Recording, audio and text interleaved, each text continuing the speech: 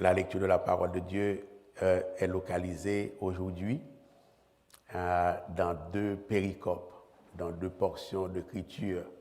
Nous allons lire tout d'abord dans Matthieu chapitre 8, les versets 23 à 27, et après quoi nous enchaînerons à la gloire de notre Dieu avec Matthieu chapitre 14, les versets 22 à 33, à la gloire de notre Dieu.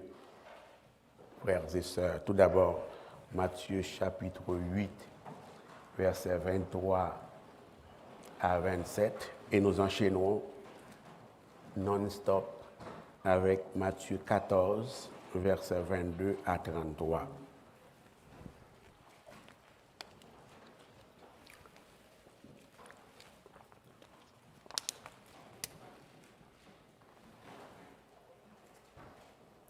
Il monta, lisons ensemble, frères et sœurs. Il monta dans la barque et ses disciples le suivirent. Et voici, il s'éleva sur la mer une si grande tempête que la barque était couverte par les flots. Et lui, il dormait. Les disciples s'étant approchés le réveillèrent et dirent, « Seigneur, sauve-nous, nous périssons. » Il leur dit, « Pourquoi avez-vous peur, gens de peu de foi ?» Alors il se leva, menaça les vents et la mer, et il y eut un grand calme. Ces hommes furent saisis d'étonnement. « Quel est celui-ci, disait-il, à qui obéissent même les vents et la mer ?» Enchaînons maintenant avec Matthieu chapitre 14, les versets 22 à 33, à la gloire de Dieu, toujours à l'unisson, frères et sœurs. Aussitôt après, il obligea les disciples à monter dans la barque et à passer avant lui de l'autre côté, pendant qu'il renverrait la foule. Quand il l'eut renvoyé, il monta sur la montagne.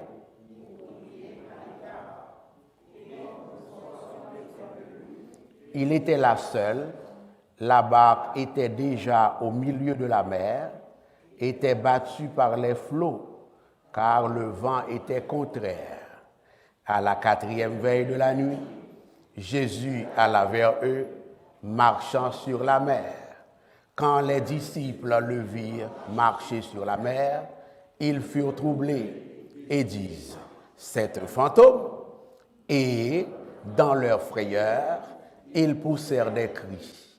Jésus leur dit aussitôt, « Rassurez-vous, c'est moi, n'ayez pas peur. » Pierre lui répondit, « Seigneur, si c'est toi, ordonne que j'aille vers toi sur les eaux. » Et il dit, « Viens. » Pierre sortit de la barque et marcha sur les eaux pour aller vers Jésus. Mais, voyant que le vent était fort, il eut peur. Et, comme il commençait à enfoncer, il s'écria, « Seigneur, sauve-moi !» Aussitôt, Jésus étendit la main, le saisit et lui dit, « Homme de peu de foi, pourquoi as-tu douté ?» Et ils montèrent dans la barque et le vent cessa.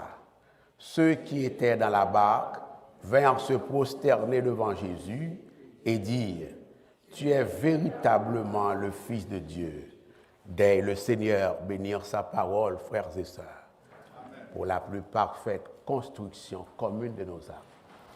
Veuillez vous rasseoir, l'oratoire. Nous avons un visiteur parmi nous ce matin. C'est peut-être un visiteur qui est habitué à aller visiter, que moi je ne le sais pas.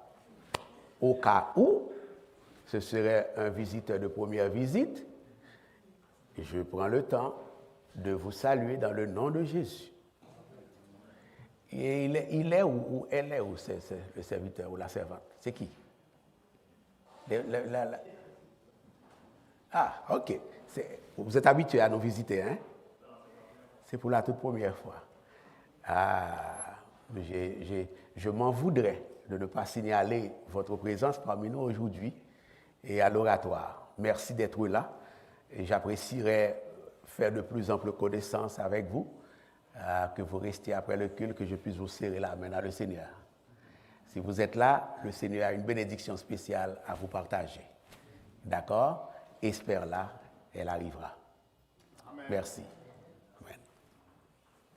Les évidences du royaume messianique de Dieu dans la personne et l'œuvre de Jésus de Nazareth, notre roi. Nous avions déjà eu la grâce de regarder deux évidences. La toute première étant la victoire de Jésus-Christ, notre roi, sur la tentation. Nous avions eu 2 séances d'enseignement sur cet aspect-là de la série.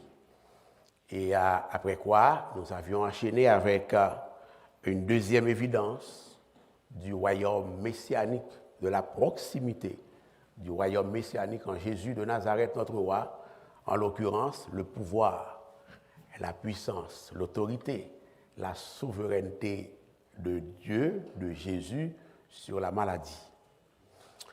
Aujourd'hui, nous allons regarder un troisième aspect, ou alors une troisième évidence de la réalité messianique, de la royauté de Jésus, qui est le pouvoir, vous l'aurez remarqué, le pouvoir, la puissance, l'autorité, la suprématie de Jésus sur la nature, ou bien sur les éléments de la nature, frères et sœurs. Ah là là, frères et sœurs, quelle espérance! Jésus monte dans la barque, versets 23 à 24 de Matthieu chapitre 8. Jésus monte dans la barque pour se rendre de l'autre côté de la mer de Galilée, peuple du Seigneur. Et l'Écriture, Saint Matthieu, de préciser que ses disciples le suivirent. Ce qui semble être un détail renferme une mine de renseignements, frères et sœurs. C'est un trésor. Et frère Désina, ses disciples le suivirent. Et voici, alors que les disciples suivent le Maître, et voici, il s'éleva sur la mer une si grande tempête que la barque était couverte par les flots. On ne devrait pas s'attendre à faire face à des tempêtes alors qu'on suit le Seigneur. Ce n'est pas normal. Ils se mettent à suivre le Seigneur. Et voici, il s'éleva sur la mer une tempête. Et Matthieu de préciser que la tempête était tellement grande que la barque était couverte par les flots. Avant que je prêche, cela me fait comprendre, cela me fait croire, cela m'apprend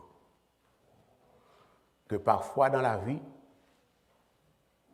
le fait de suivre Jésus inclut des passages difficiles. Le fait de suivre Jésus inclut de traverser par des zones de turbulence. Dans ce grand lac, dans cette grande étendue d'eau, de navigation que représente la vie.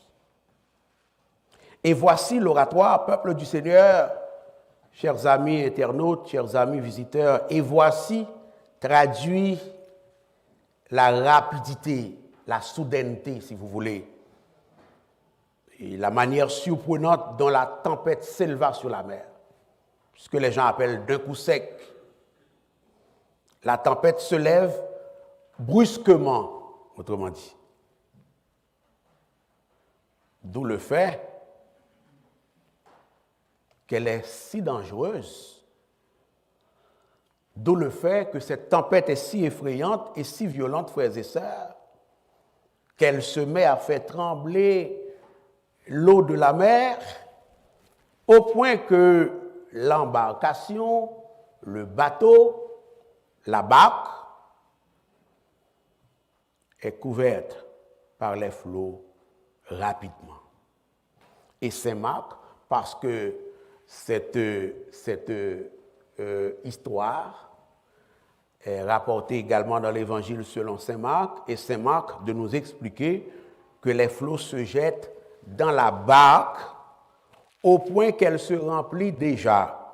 Marc chapitre 4, le verset 37.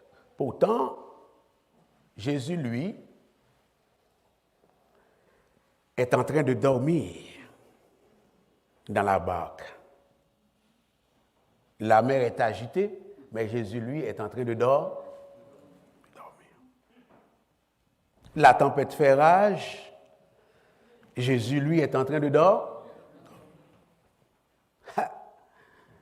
Le vent et les vagues submergent la barque qui, elle, est ballottée sur l'eau, et le Créateur du monde, le Roi des rois, le Seigneur des seigneurs, frère, je dis, lui, il dort au milieu de tout cela.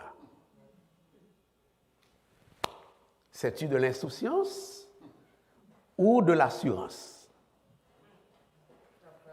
Je crois que c'est l'assurance. Je crois que c'est l'assurance. Il sait que c'est lui qui a créé le vent, c'est lui qui a créé la mer, donc il dort. Il a besoin de dormir, il est fatigué après une journée de ministère très absorbante, mais il dort. Il dort.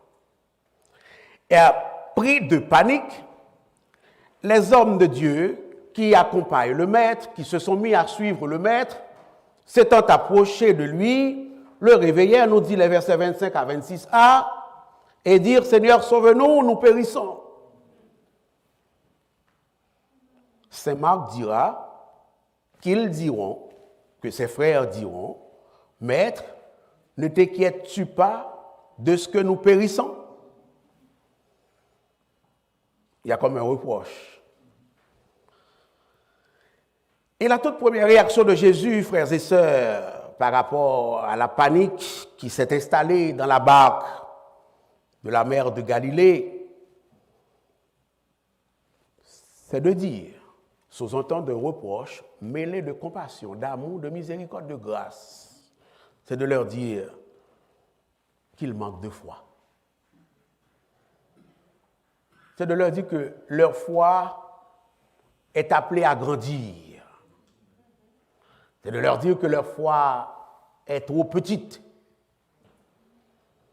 C'est de leur dire qu'ils doivent prier, ils doivent jeûner pour que leur foi atteigne tout au moins le niveau de foi du centenier romain. Car le centenier romain, d'après ce qu'on a vu dimanche dernier, qu'est-ce qu'on a vu? Ils croyaient que Jésus pouvait agir à distance. Eux, Jésus est dans la barque, ils disent qu'ils vont périr. Jésus a raison de leur dire, pourquoi avez-vous peur? Bon, peut-être que si c'était vous, si c'était moi, on aurait dit davantage. Mais Jésus leur dit simplement, pourquoi avez-vous peur? Pourquoi êtes-vous craintifs, gens de peu de foi? Les disciples doivent s'étonner que Jésus leur demande pourquoi ils ont peur. Parce que, à l'évidence, ils ont toutes les raisons du monde d'avoir peur, frères et sœurs. Il fait nuit, la tempête fait rage, la barque est sur le point de chavirer ou bien de couler. Ah, il est normal, il est naturel qu'ils aient peur, frères et sœurs. Vous auriez peut-être peur. J'aurais peut-être peur moi aussi. Mais Jésus n'est pas de cet avis, frères et sœurs. Jésus n'est pas sous cette position. Et nous le voyons. Pourquoi avez-vous peur? Il a raison aussi. Apparemment, eux, ils ont raison, les disciples, mais Jésus aussi a raison. Gens de peu de foi. Autrement dit, ne croyez-vous pas en moi et en mon pouvoir? Ou alors pourquoi vous n'avez pas de foi, de confiance en mon pouvoir, en mon autorité, en ma toute puissance? N'avez-vous pas assez vu de ma puissance? N'avez-vous pas assez vu de ma miséricorde, de ma grâce? N'avez-vous pas assez vu de mon amour? Vous m'avez vu accomplir miracle après miracle, même en faveur des gens qui n'ont jamais cru en moi, des gens qui ne m'ont même pas remercié. J'ai accompli des prodiges sous vos yeux en leur faveur. Vous m'avez vu purifier des lépreux. Pourquoi avez-vous peur? Vous ne m'avez pas vu chasser des démons. Vous ne m'avez pas vu guérir des malades massivement. Vous ne m'avez pas vu ressusciter les morts. Vous ne m'avez pas vu redonner la vue aux aveugles. Vous ne m'avez pas vu redonner la mobilité aux estropiés, aux boiteux. Pourquoi avez-vous peur, même, gens de peu de foi? Jésus est en train de leur demander si celui qui a fait toutes ces choses-là n'aurait pas été capable de dominer sur le vent et sur la mer. Que vous en semble-t-il, l'oratoire? Ma puissance et mes compassions sont-elles à leur terme? Quel est votre problème? Et Jésus semble dire aussi, supposons que vous deviez vous noyer. Quel est votre problème? Parce que de toute façon, si vous vous noyez, vous iriez au ciel. Quel est votre problème? Vous avez toutes les raisons d'espérer. Alors, arrêtez de vous inquiéter. Sur ce, verset 26b, le Seigneur se leva, dit Saint Matthieu, et menaça les vents et la mer. Et la parole de Dieu de rajouter, il y eut un grand calme. Marc dit, Jésus se lève et menace les vents et la mer en disant, silence, tais-toi. Il a fallu une simple parole du Créateur pour que la tempête se calme. Il a fallu une simple instruction, un simple ordre verbal du Créateur pour que les vagues cessent. Je prie que les tempêtes cessent dans votre vie au nom de Jésus. Amen. Je prie que les vagues cessent dans votre vie dans le nom de Jésus. Amen. Je prie que Dieu prononce une parole sur la tempête que vous êtes en train de vivre en ce moment, sur les vagues qui semblent être sur le point de vous submerger dans le nom de Jésus de Nazareth. Amen. Une parole, dans vos prières, dit Seigneur, prononce une parole sur cette tempête. Comme nous l'avions vu, prononce une parole sur cette maladie. Et aujourd'hui, dis la même chose, Seigneur, prononce une parole sur cette tempête. Je crois que tu as le pouvoir sur les tempêtes. Prononce une parole.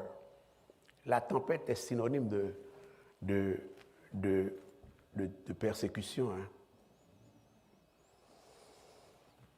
Et la tempête se dissipe, frères et sœurs.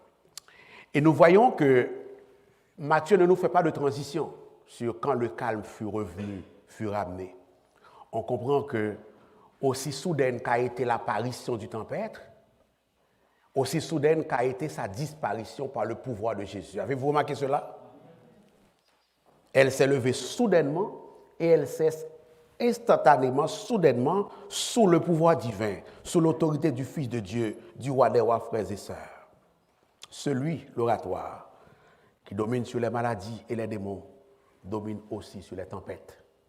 Réjouissez-vous et soyez dans l'allégresse de servir un Dieu par l'intermédiaire de Jésus qui a tout pouvoir dans le ciel et sur la terre.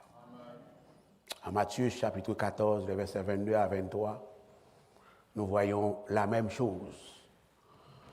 Jésus obligea ses disciples à monter dans la barque et à passer avant lui de l'autre côté, pendant que lui renverrait la foule qui le suivait depuis la journée, dans ses miracles, dans ses enseignements.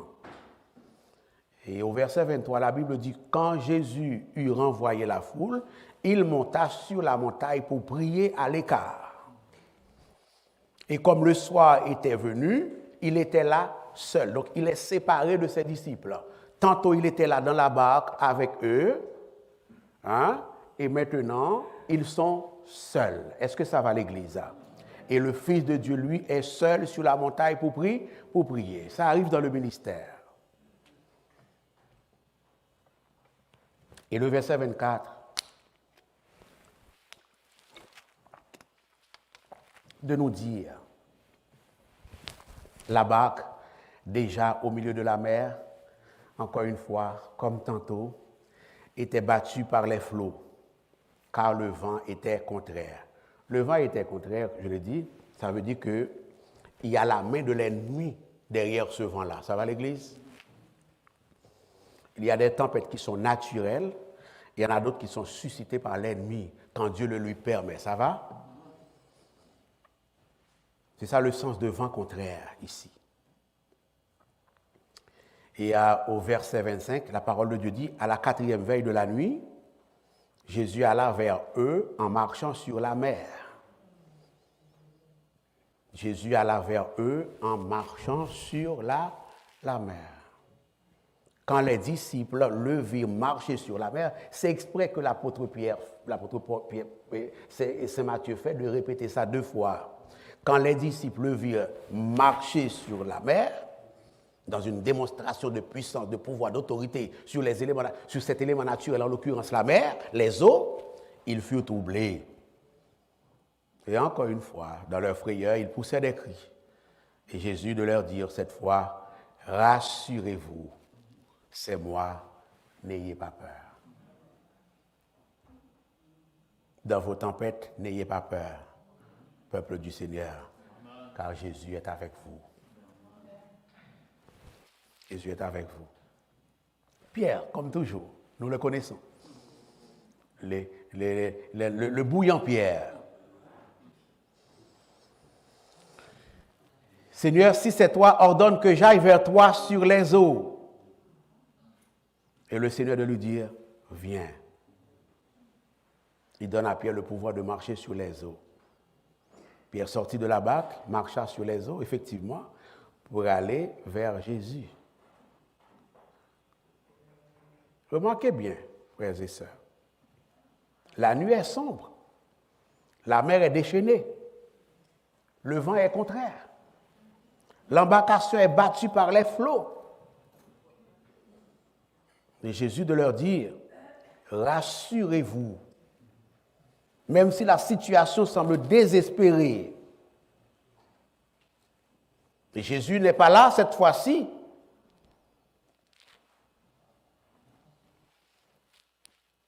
Les études qui sont faites montrent que Jésus est à 5,5 km de ces bien-aimés-là. Mais, même si Jésus est à distance, Jésus est au courant de leur situation. Incidemment, à la 4e veille de la nuit, il alla vers eux. La 4e veille de la nuit nous met à peu près autour de 3 à 6 heures du matin. Ça veut dire que Jésus a pris beaucoup de temps pour aller vers ses disciples au milieu de la mer, frères et sœurs. Dans sa sagesse infinie, le Fils de Dieu a attendu que les disciples atteignent ce qui semble être un degré de nécessité extrême avant qu'il intervienne. Mais l'important, c'est qu'il est intervenu.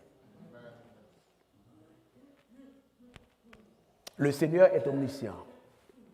Il connaissait tout cela, tout ce que les disciples vivaient en haute mer.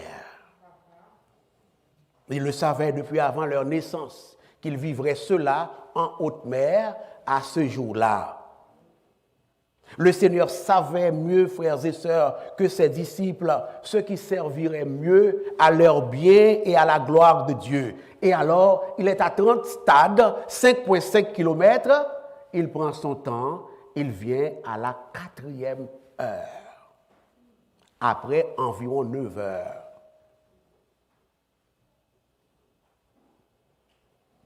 Vous savez, lorsque nous sommes dans des moments de tempête, nous nous demandons où est passé Jésus? Où est notre Dieu? Où est le Seigneur qui m'avait dit qu'il serait avec moi tous les jours jusqu'à la fin du monde? Rassurez-vous, Jésus est là. Il vous voit, il voit la tempête, il voit que les choses demeurent sombres. Les yeux de l'Éternel sont en tout lieu, observant les méchants et les bons, nous dit Proverbe 15, le verset 3. La Bible dit que nulle créature n'est cachée devant notre Dieu, mais tout est nu et à découvert aux yeux de celui à qui nous devons rendre compte. Notre Dieu connaît nos situations, il connaît nos tempêtes, il connaît les mobiles des tempêtes, frères et sœurs. Le psalmiste dira, Psaume 139, verset 8 à 10, « Si je monte aux cieux, tu es là. Si je me couche au séjour des morts, te voilà. Si je prends les ailes de l'aurore et que j'aille habiter à l'extrémité de la mer, là aussi, Seigneur, ta main me conduira et ta droite me saisira. » C'est exactement ce qui se passe dans le cas de ces bien-aimés-là. Et pour revenir à l'aspect théologique de la thématique, je vous dirai qu'au vu de ces prodiges, Jésus est bien le roi promis par Dieu, frères et sœurs. Comme je le disais dimanche dernier ou dimanche en haut, c'est ce que Matthieu entend nous démontrer. Dans le psaume 107, les versets 23 à 30, il est écrit à propos du roi à venir. Ceux qui étaient descendus sur la mer, psaume 107, versets 23 à 30, ceux qui étaient descendus sur la mer dans des navires et qui travaillaient sur les grandes eaux, ceux-là virent les œuvres de l'Éternel et ses merveilles au milieu de l'abîme.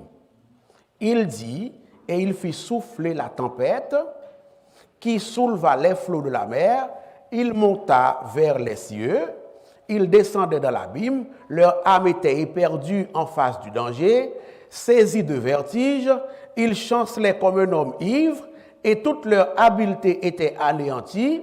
Dans leur détresse, ils crièrent à l'Éternel et il les délivra de leur angoisse. Il arrêta la tempête, il ramena le calme et les ondes se turent. Ils se réjouissent de ce qu'elles étaient apaisées et l'Éternel les conduisit au port désiré. Le psaume 89, le verset 9, nous enseigne la même chose, à savoir l'Éternel Dieu des armées qui est comme toi, puissant, ô Éternel, ta fidélité t'environne, tu domptes l'orgueil de la mer, quand ses flots se soulèvent, tu les apaises.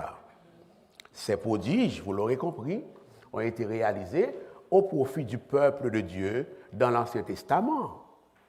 Ces prodiges renvoyaient à des réalités factuelles que le peuple de Dieu avait à vivre.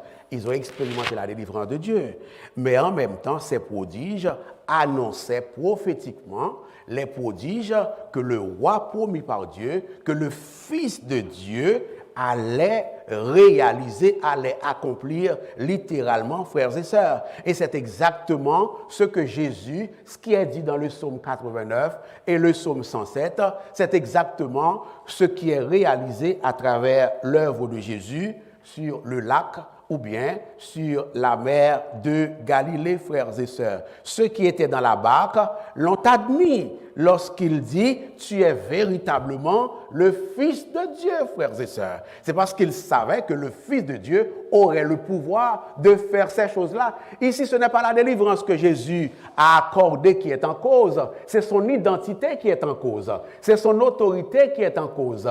Si tu as fait ces choses-là, tu es véritablement le Fils de Dieu. Voilà pourquoi, dans le chapitre 8, au verset 27, les disciples se sont demandé qui est celui-ci à qui obéissent même la mer et le vent. Donc, ils s'attendaient à ce qu'il y ait quelqu'un à qui obéiraient les éléments de la nature. Est-ce que ça va l'Église? Cela m'amène à vous dire, en terminant, je termine, cela m'amène à vous dire aujourd'hui, nous ne nous trouverons jamais à aucun endroit où Jésus ne pourra nous délivrer. OK? Ils étaient en haute mer. Jésus les a vus. Quand il n'était pas là, il connaissait leurs besoins. Il les a délivrés. Aucune tempête, aucune agitation, aucune vague ne sera jamais trop grande pour que Jésus ne soit pas capable de vous délivrer. Amen. Ça va? La réalité, c'est que, d'après le psaume 9, le verset 10, l'Éternel est un refuge pour l'opprimé, un refuge au temps de la détresse. Dans vos détresses, comptez sur Jésus.